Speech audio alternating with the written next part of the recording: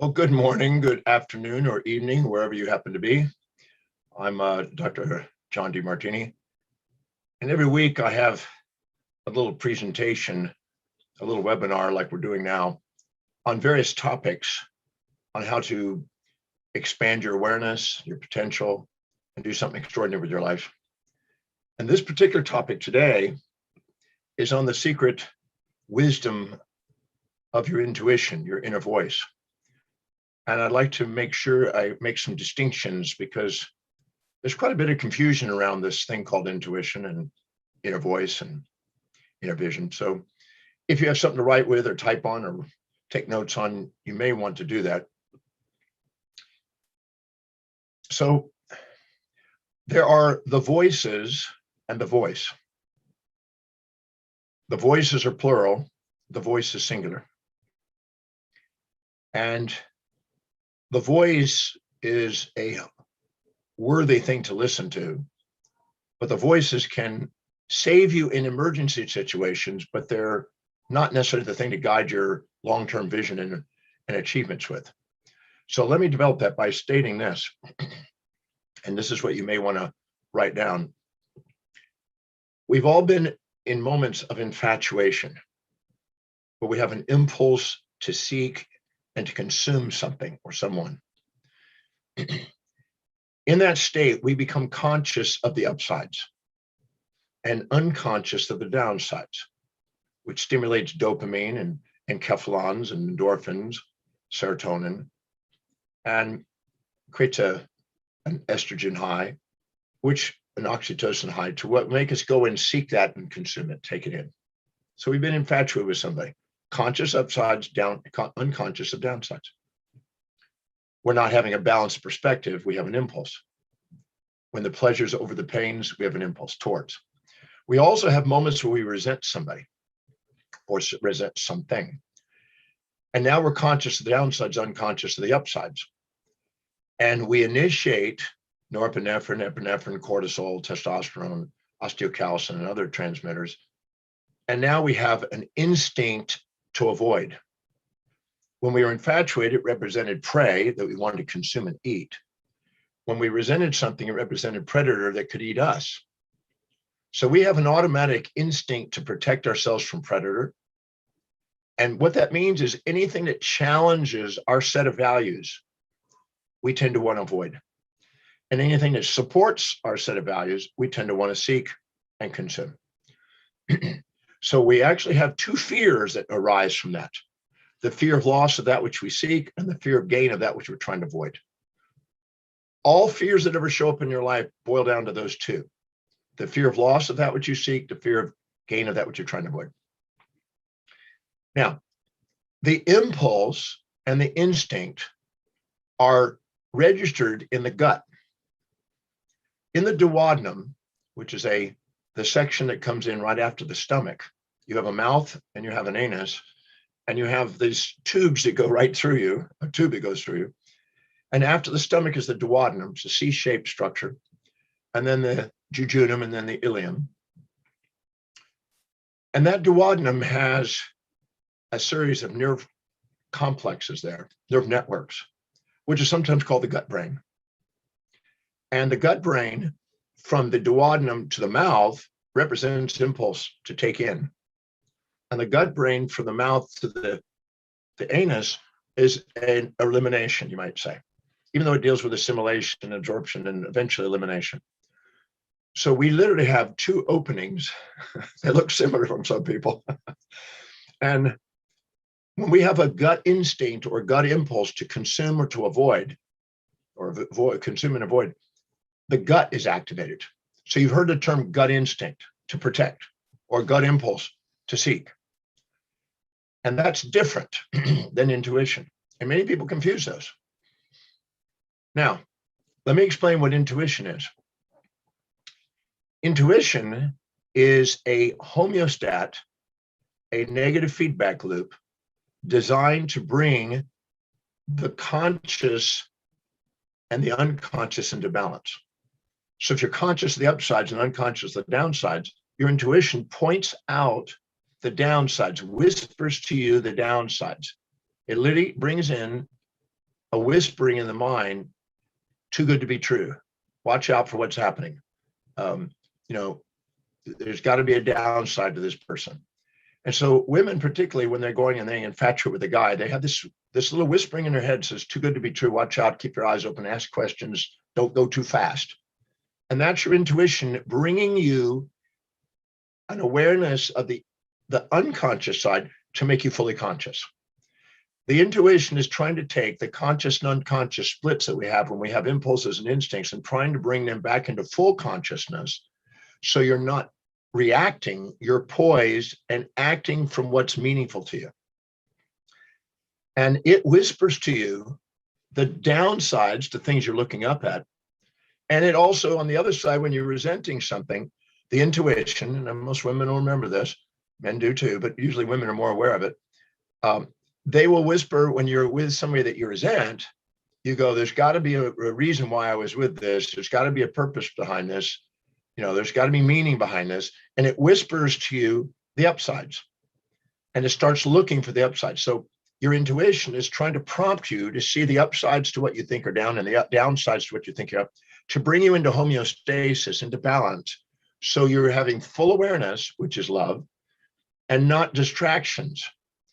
In our amygdala, which has the nucleus accumbens, which is the pleasure-seeking center, which is the one that dopamine is related to, and it has the striatum, the pallidum area, that's involved in kind of the pain response, avoidance. When we're judging things and have an imbalanced perspective, and our gut instinct and impulse comes online, or impulse and instinct comes online, the amygdala comes alive, and it's a survival mechanism to capture prey for food, so you don't want to starve, because the fear of loss of it is starvation, and run to avoid the predator because that's being eaten. So starvation and eating is the basic survival mechanism in the amygdala that is involved in gut instinct. So the amygdala correlates and fires in conjunction with the gut centers of the duodenum. The intuition is a response from the prefrontal cortex, the forward brain, not the subcortical area of the brain, but the forward brain.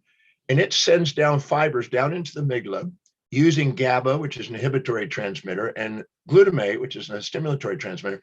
It comes in and calms down those impulses and instincts. And in the process of doing it, it allows you to whisper to you the upsides to what's down and the downsides to what's up, to bring you back into homeostasis so you're poised, not poisoned by these misperceptions. Now, with that comes associations. Now, most people hear it in the terms of sound.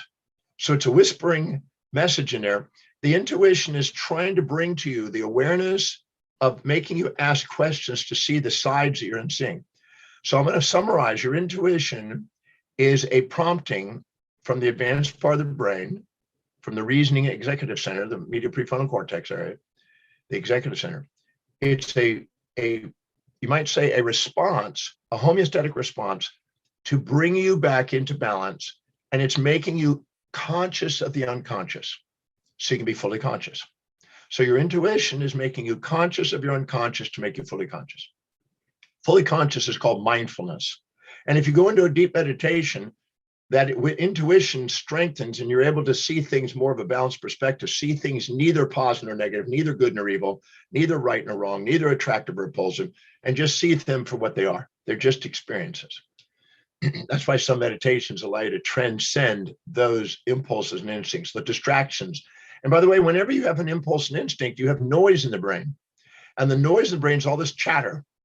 And that chatter is electronic activity in the brain. It's not been neutralized and counterbalanced.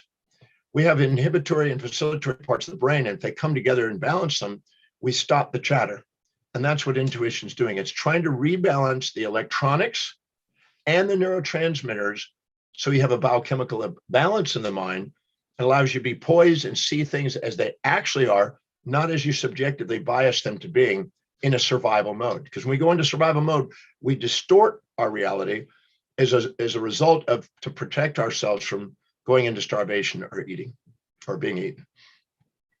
Now, we not only have this intuition, but it prompts itself visually, and it also comes in auditorily.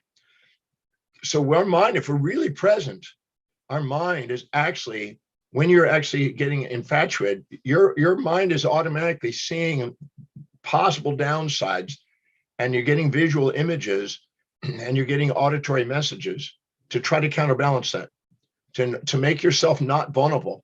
Because if we're highly infatuated, we do foolish things and we become out of control.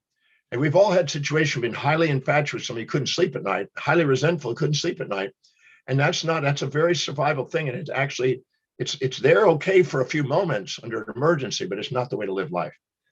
So your mind is constantly trying to balance it. I developed, when I started teaching the breakthrough experience, I developed a method called the Demartini method. The Demartini method is a science of waking up intuition and overruling the impulses and instincts. So you're back in command of your life in the executive function, and allows you to ask questions, scientific, reproducible, duplicatable questions, to allow you to see both sides consciously. So you have mindfulness and tears of gratitude, and not be run by the external circumstances. People who are run by the external circumstance become victims of history instead of masters of destiny. So your inner voice is actually guiding you to what we call a perfectly balanced state. When we reach a perfectly balanced state, we become inspired. We have tears of gratitude. We feel inspired. We expand our vision. We see lucidly, because there's an area of the prefrontal cortex that goes into the occipital cortex, which is the visual centers. And we literally see content of a vision. That's why there's an old biblical statement: those with a vision flourish, those without a vision tend to perish. But all of a sudden we see things, and we get an inner vision. And we also get an inner voice. I call that the inner inspired vision and inner message that we get. And that inner voice and that inner vision simultaneously will occur.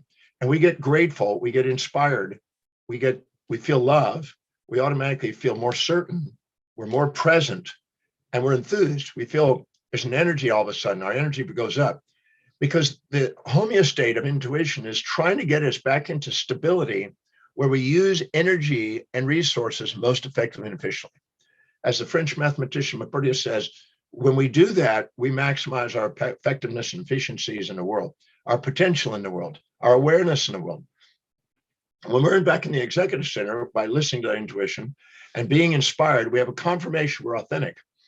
Because when we look up to something that we infatuate with, we minimize ourselves. We look down on something we resent, we exaggerate ourselves. And if we exaggerate and minimize ourselves, we're not being ourselves. But the second we bring those back into equilibrium, and we're not judging them, and we're not frightened of them, we're back into fitness, we're back into authenticity. And that's exactly what our intuition is trying to do, get us into authenticity. Because the magnificence of who we are is far greater than any of those fantasies of who we are and nightmares that we created for ourselves below. So we have an inner voice and we have an inner vision. And those that have the voice and the vision on the inside is louder than all opinions on the outside.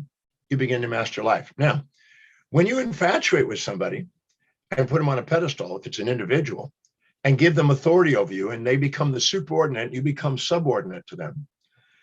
You tend to inject their values in your life. And when you resent somebody, you tend to exaggerate yourself, and you tend to project your values onto them. Values always go from those who have the most power to those who have the least power in society.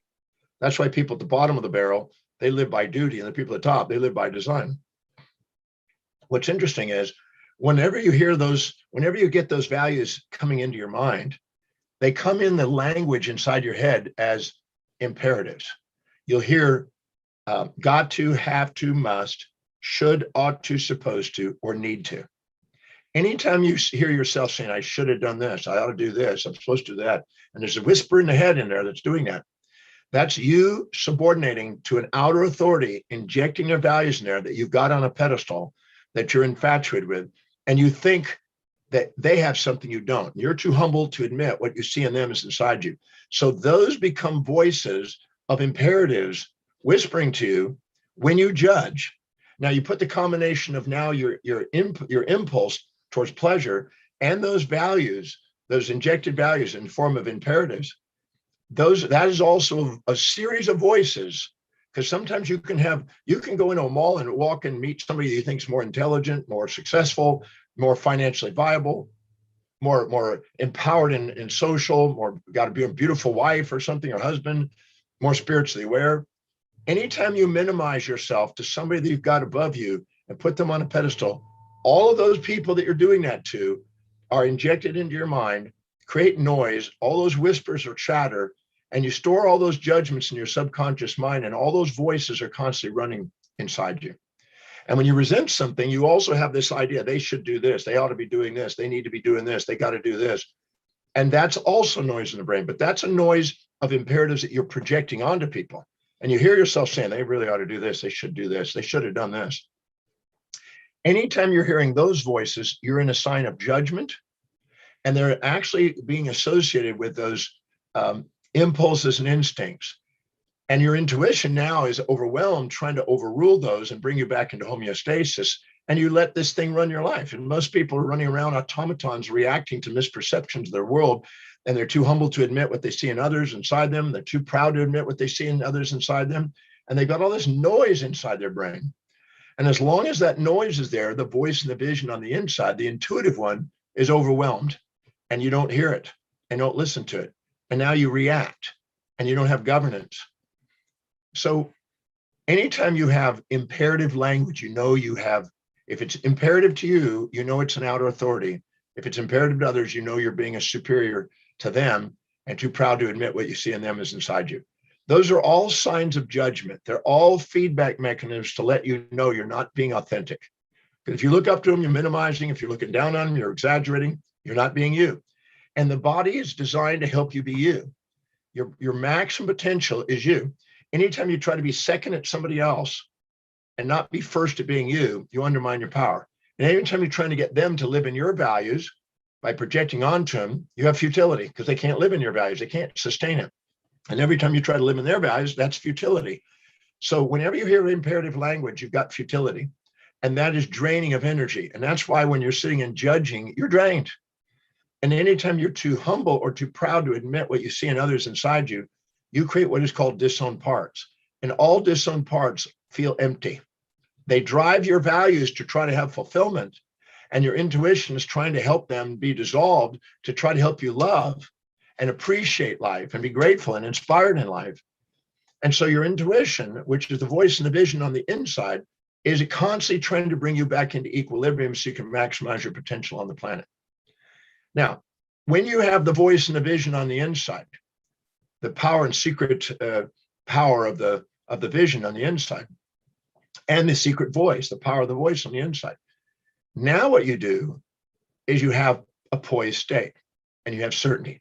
If you have to ask the question whether it's the inner voice, it's not. Because in that state, there's no uncertainty. When you're exaggerating or minimizing, there's always uncertainty because you're missing information. You have unconscious components. Missing information by Claude Shannon is called entropy. And entropy is uncertainty.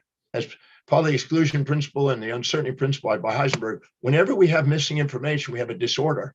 And we actually cause that. And if those become really extreme, those judgments, we can actually get to a point where we fire off too much excessive excitation, which is epileptic seizures, or we end up in bipolar condition or even schizophrenia. Those are signs of highly polarized states. These bipolar states, they go oscillating back and forth where we have no power.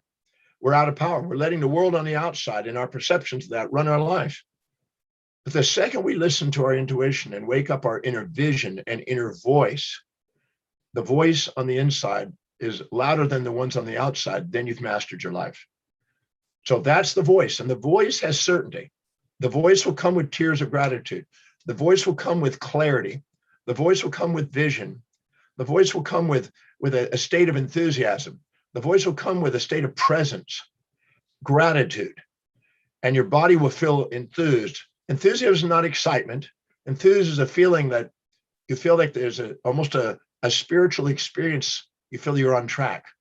If you have to ask the question, it's not there.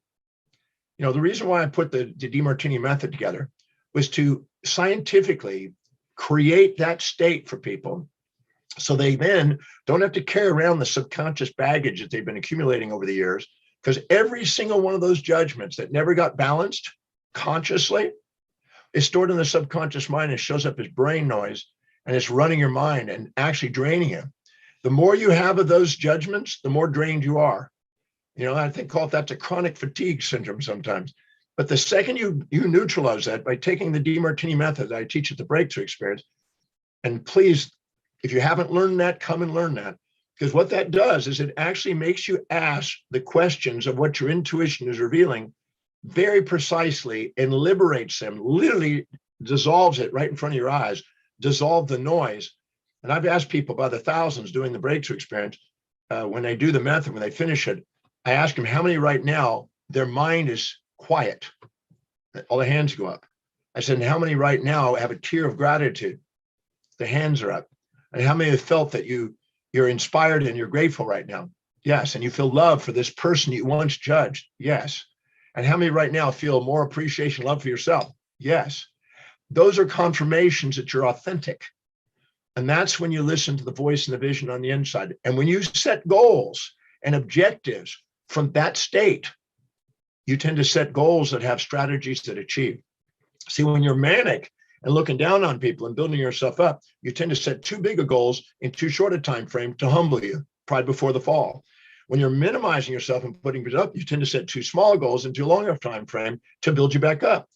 All of the things in our life are trying to get us into homeostasis so we can maximize our potential. All of our physical symptoms, psychological behaviors, sociological responses from people, and even theological events in our life that we've labeled, oh my God, all of those events are homeostates trying to get you balanced.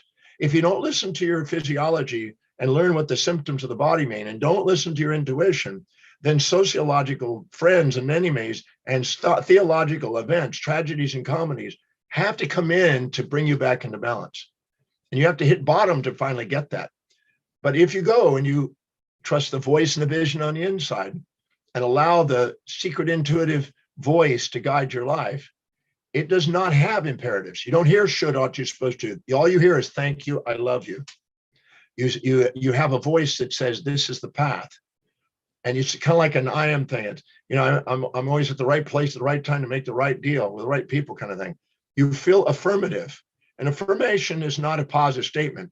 Affirmation is a condition of firmness in one's mind. And when that voice speaks, and when you see that in vision, and they're congruent, and you don't have question. And if you take in moments in your life where you have tears of gratitude, where you have certainty and lucidity, write them down. It's a moment of authenticity confirmed by your physiology. It's letting you know that in that moment, whatever that voice is, that's the one to follow. Like I say, you won't have to ask the question when the real voice speaks. But when all the other chattering of the brain, the personas, I call them, all those masks and personas and facades that we put on in order to deal with our judgments of survival, they are the ones that cause confusion. And confusion means with fusion. They're there and pairs of opposites trying to bring you back with the intuition. Your intuition is not truth. Your intuition is trying to show you the other side to get you back in truth. So we've confused that. And many people have confused intuition with the gut instinct. And they go, well, my gut instinct or my intuition did this. The intuition and gut and instinct and impulses are going on at the same time. But one is trying to polarize you to avoid a predator and seek a prey. And the other is trying to neutralize you to calm the prey and the predator down. When you look at it, if you imagine if you had no predator in the world and you just had prey, all you had is prey. Well, what you would do is you'd be gluttonous, you'd overeat, you would lose fitness.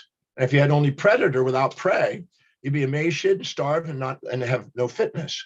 But if you put predator and prey together and put them into balance, you eat just the right amount to maximize your performance, to keep fit, to keep on your toes. And that's why the food chain has prey and predators both together, both support and challenge. In chaos theory, they knew that maximum performance occurs at the border of order and chaos. Maximum evolution occurs in fitness, occurs at the border of support and challenge, prey and predator. So there's a natural and intuitive process to bring those into balance to maximize your performance. And that's why I developed the Demartini method. That's just one of the reasons.